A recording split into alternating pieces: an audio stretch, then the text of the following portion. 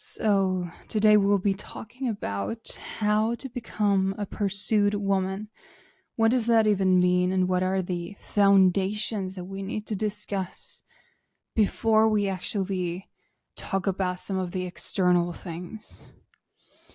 So, this is relevant for you whether we're talking about relationships, opportunities, the life that you so desire to co create with God.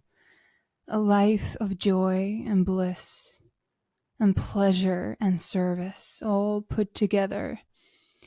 A life of meaning and fulfillment. And a life where you get to thrive in your feminine design, not trying to emulate men, not trying to do life in a way that feels heavy and forceful and inauthentic to you and your calling. Whether your calling is to be the most joyful and thriving, blissful homemaker and a stay-at-home mom, or to create a business of your own, or to thrive in your studies, whatever it might be. So, I want to start off by saying that what it means to become or to be a pursued woman, it means that you are a woman with the identity of the one who is cherished, the identity of the cherished one. So this is at the core of the issue. It's about relearning and coming home to your true identity, the identity that you had when you were born, that you didn't even know how to doubt or question before all of the conditioning, trauma, or pain that was piled on top of you after some years passed by. You already had this identity, someone else's identity, or imagining being someone who you're not. This is coming home to yourself, the identity of the cherished one. And just feel how that feels.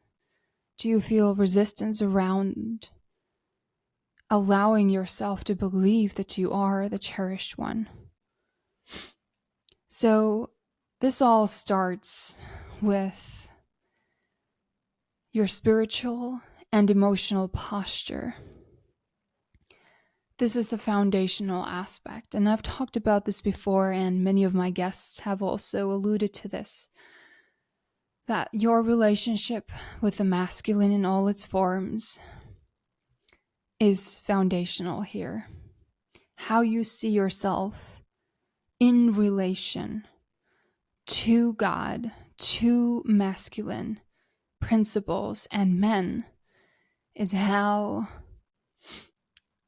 your identity is revealed as a feminine being in terms of polarity, in terms of the framework that we're using here.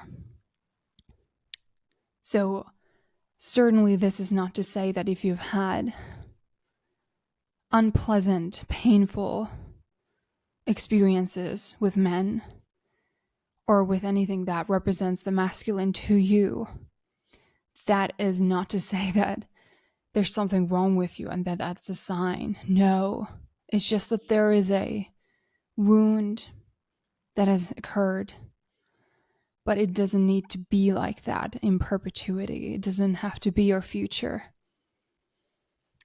right? And it's also about your relationship with yourself as the feminine, your identity as the feminine, beloved, already pursued by God. And this is what we start off with my clients also, because if this is not something that we truly embody, then none of the other stuff is going to create any tangible and lasting results in your life. Because it is your self-image and your identity that dictates the results of your life, of whatever it is that you do, the results in your relationships, and all of your dreams and desires. So you as a woman, from a spiritual perspective, you are already the beloved, already the pursued one. God is already pursuing you, wanting to pursue you and romance you. But so often we don't see that. We've closed our eyes and we're looking for evidence of what we've learned to believe, which often is a very painful story based on past experiences. But we get to heal this. Number 2, a pursued woman cherishes herself. Yes, you get to cherish yourself. And it's actually really important that you do, that you truly choose to live in alignment with your values, that you get to flirt with your desires, that you only accept what is aligned for you, what you know to be the best for you, what you know to be part of your purpose, your calling, whether it's choosing a man or choosing a path of professional life, or how you spend your time, or whether you want to just stay at home and dedicate your life to your family in this special, beautiful way. It needs to be in alignment with your values. And a woman who is pursued, the way she cherishes herself is also found in her daily nutrients. What she gifts herself on a daily basis. So we have softened self-care, not self-care that creates more stress and rigidity, but softened self-care. We have spiritual food that she nourishes herself with every day. We have intimacy with herself, her body. She has this quality and understanding of the necessity of intimacy with herself and her body, her mind, her emotions, so that she can make the best decisions, so that she can actually create space to receive everything that she wants and everything that is for her, that is actually for her. She knows the importance of true rest, not rest like sitting down and scrolling or mindlessly watching the television, or sometimes, of course, there's a time and a place for that, but true rest is also rest for the mind, for the soul, for the spirit, and for the body. And one of her daily nutrients also is adorning herself, putting effort into how she looks and how she feels as a consequence. And I think we all can agree that when we look good and we feel confident in how we look, it just has this beautiful effect on how we behave, how we show up, and it increases our confidence, and it just creates a ripple effect of positivity and this activation. Yes, I can. So this is about self-respect. Adorning herself is part of her daily nutrients. And granted, I spend a lot of time at home, and it may be the same for you. And I do love my comfy, cozy leggings and an oversized t-shirt, but I've been trying to find cuter outfits that I can wear at home that feel just as comfy and cozy, because it does affect my mood. And it is a way of nourishing myself when I am adorning myself in a way that feels good, that is about respecting myself and showing up as a woman who just knows how to cherish herself. of course, we have nourishment with food, and we have rituals. Whether you're thinking of them as rituals or not, we all have them. From brushing your teeth to cooking to working out, whatever it is that you do on a daily basis, we all have rituals. But we get to be more mindful of them and to cultivate this wonderful, reverent attitude towards the rituals that we want and decide are going to nourish our soul, our spirit, our bodies for the day ahead, or throughout the day, in the evening, for the coming night, so that we can be in service to others. This is all about cherishing yourself, because if you truly believe that you are a pursued and cherished woman, it is reflected on how you treat yourself. And this is also something I want to say, that if a pursued and cherished woman is stuck with whatever it is in her life, she gives herself what she knows that she needs. So this is a form of provision. So often we think about just what the masculine is here to provide for us, but self-gifting and self-provision is also a form of that masculine that we can allow ourselves to receive, to practice the art of receptivity, which is key if we want to truly emanate that feminine quality. It's just uncanny how that affects others and how it changes your life. This is an essential part of the art of softness. If we don't know how to gift ourselves what we need, then it is really hard to receive from others also. And that sort of stingy attitude that a woman can have towards herself is not attractive. And it's a form of constriction. It's a form of collapsing, a refusal to receive more, a refusal to accept that there is more available to me. So don't be stingy with yourself. Of course, this doesn't mean that you use up your credit cards and go beyond your means. No. But that you rewire your mind to see the opportunities and the possibilities where your mind did not see them before.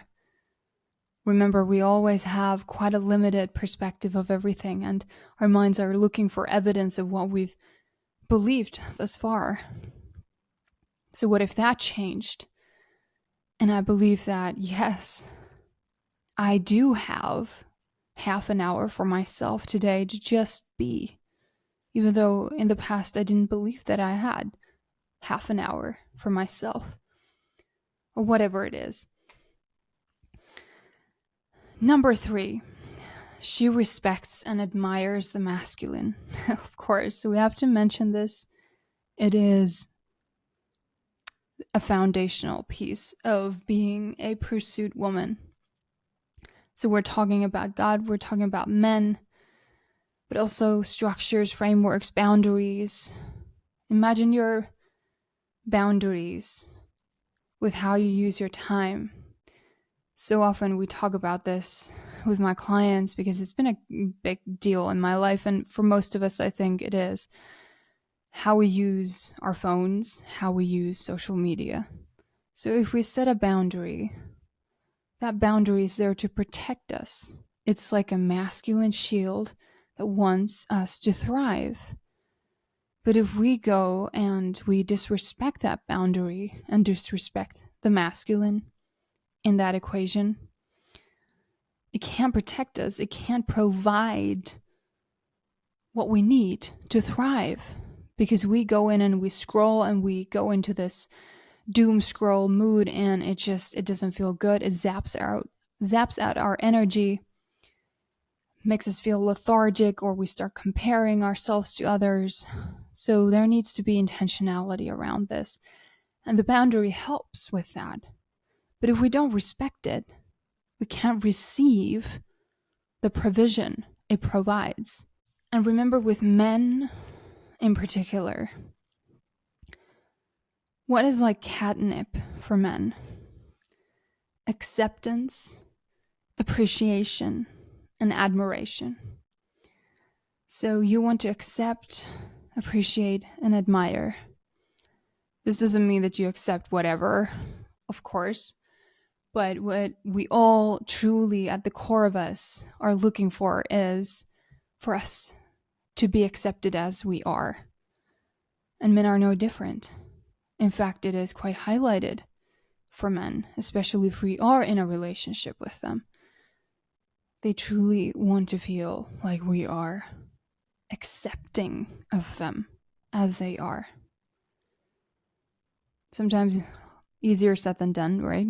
So we women, we have so many ideas of improvement oftentimes. But it is so important because it is part of respect, and respect for a man is like love for a woman. So remember that acceptance, appreciation, admiration. And it's not just in romantic relationships, it is in all relationships with men.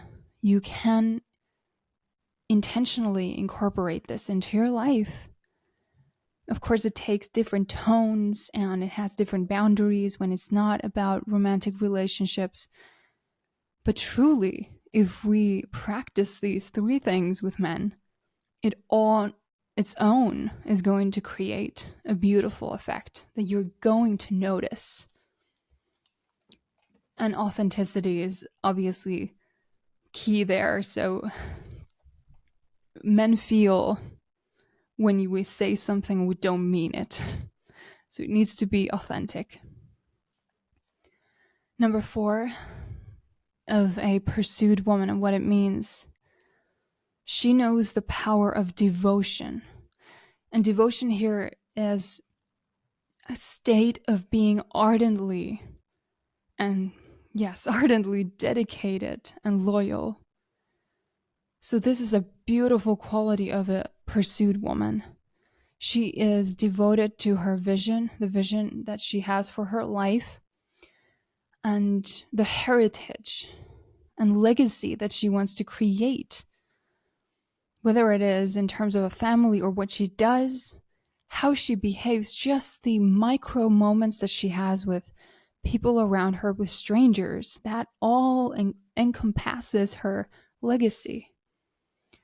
So devoted to being the woman that she wants to be and knows that she's called to be. A queenly, magnetic, radiant. She's also devoted with her gifts, her talents, her time, all of her resources, and understands that devotion is not just a one-time thing. It is commitment. It is coming back to something with an attitude of, I get to do this. Whether it's practicing a skill, coming back to nervous system regulation, that window of tolerance, practicing being more calm, practicing being kinder, practicing being softer. Devotion, not overnight results. Devotion. And in her marriage, of course, or a relationship that is headed towards marriage, there is devotion because we see beyond just the moment that is here and now. Devotion to who you want to become as a woman and as a wife, and how that creates fruit around you, yields beautiful, replenishing, rejuvenating, and restoring fruit around you. She's also practicing the art of devotion with her wise investments.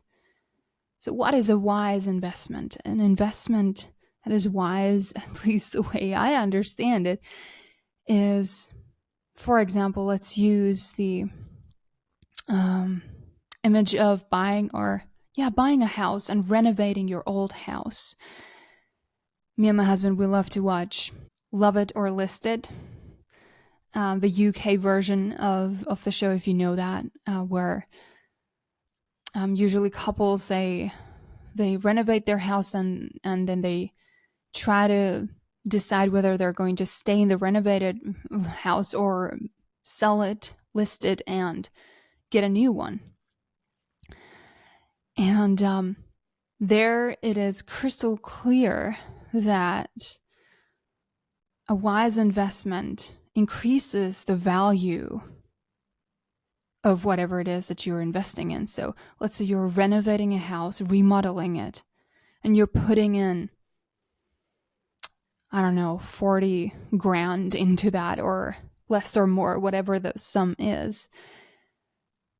It is a wise investment if it is most likely going to increase the value of the house.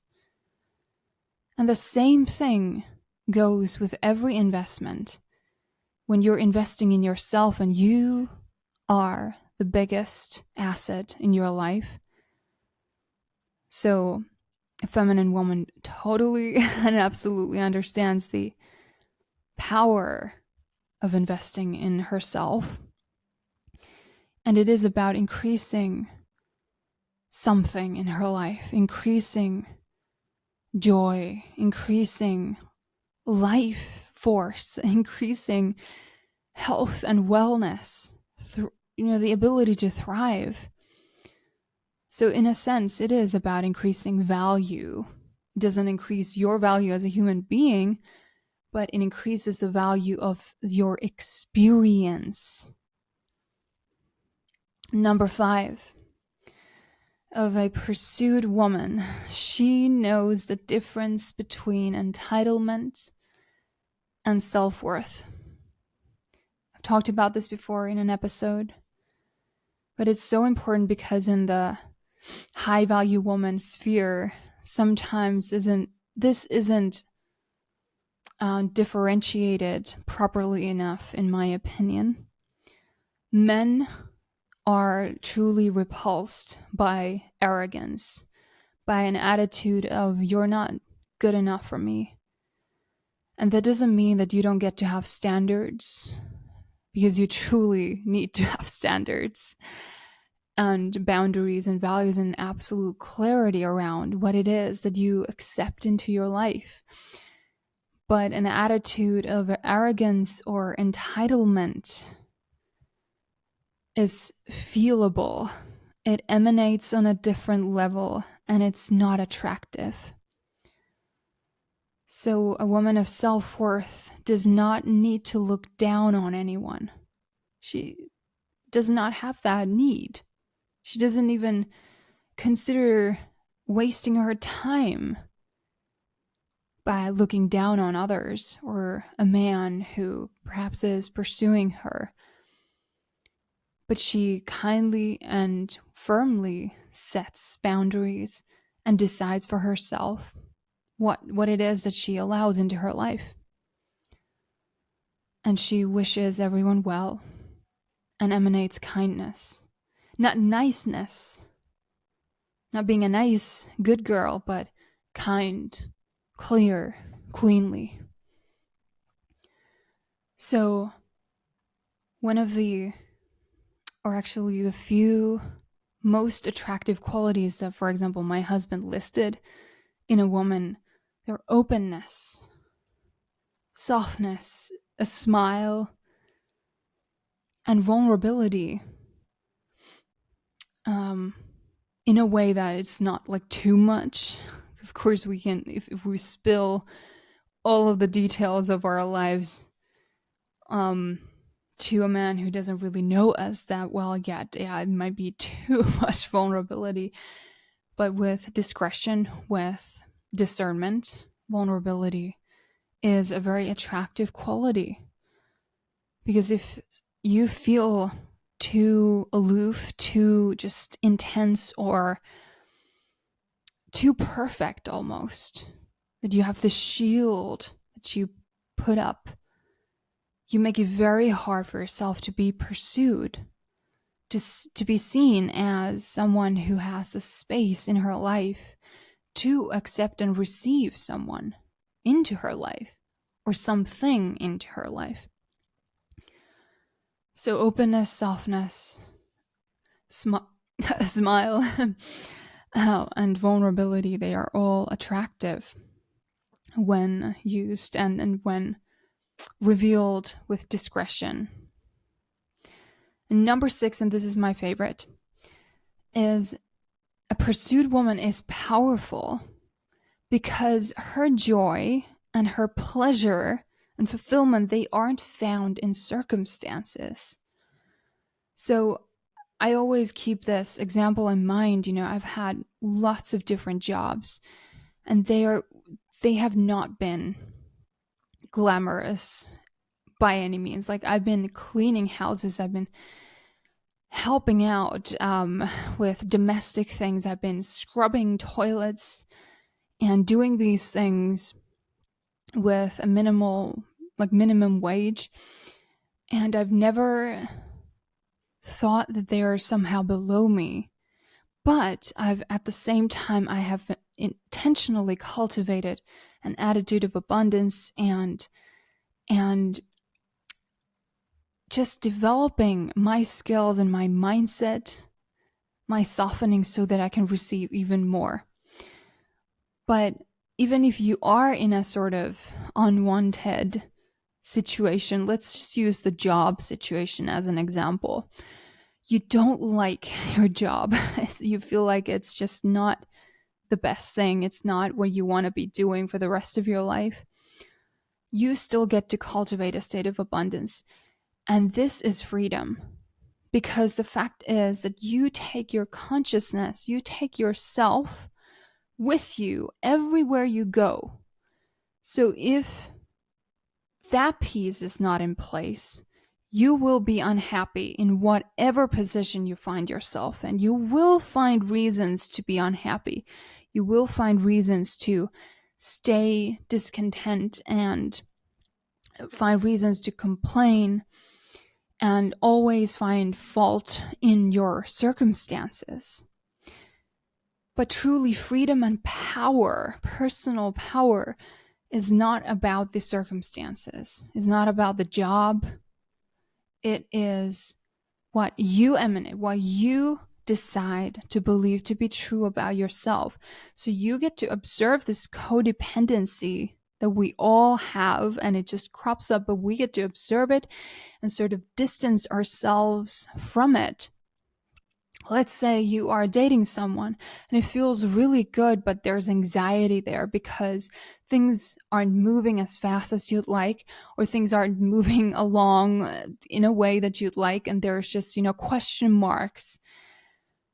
And you start to feel this anxiety increase and increase because you've placed all of your hope of future happiness on this one person, and that's codependency. And you just get to observe yourself there. Okay, this is happening. It's quite human. We do this. Okay, how can I take my power back so that I'm not clinging onto this person or onto this opportunity that I'm hoping that I get, or this position that I hope that I get, and I'm just getting more anxious and anxious because I'm not hearing from them, or the situation isn't resolving itself yet, and I don't feel safe in this situation because I need answers. I need more from this person, from this situation, from this job, from whatever. Observing that codependency, coming back to yourself, deciding that you are going to find peace and fulfillment just because, that you are cultivating peace, joy, and fulfillment just because. Not because of the circumstance, not because of the person, but just because it's worth it. That you get to be the emanation of those things, to receive those things here and right now. And when you cultivate pleasure in the here and now, despite the outward circumstances, everything starts to flow again. Solutions will come. Answers will come in their perfect timing. But the point is that you are not suffering, but you are finding pleasure in that, so to speak, crappy job. I don't want to use that word because I don't believe in crappy jobs unless there's actually abuse going on there. That's a different situation. But a job that is not like, woohoo, like rah rah, my dream job. I mean, we get to see the provision in every circumstance and cultivate pleasure in every circumstance. And that's how things flow. Because you are the resonance of pleasure, of joy, of faith, of yes, of course, I am pursued. I am cherished. That's my identity. It's not dictated by changes around me or because of this man or because of this job or because of these people on the internet. So that's what I wanted to share with you today. These are some of the things that we need to talk about if we truly want to step into our identity as a cherished woman. There's lots more that we could discuss, but I wanted to share these today. If this spoke to you in any way or you want to hear more about some of these points, please let me know. Thank you so much for leaving a rating and a review. It helps this podcast so much. And I appreciate you more than I can even say in words. I show up because of you, and I truly hope that every episode is inspiring you and reinvigorating you in some way. If you want to share an episode, tag me at the Vibrant Flow podcast. I'd appreciate that so much. If you want to get my free gifts, if you haven't gotten those yet, free activations, audio activations, meditations, and a free workbook, sign up to my email list. Follow me on Instagram. Let's connect there. I'd love to hear from you. If you want to work with me one-on-one to transform your life, send me a message as well. You can check the links below. But other than that, I have nothing to say for now, and we will continue with the next episode. And until then, stay in the vibrant flow.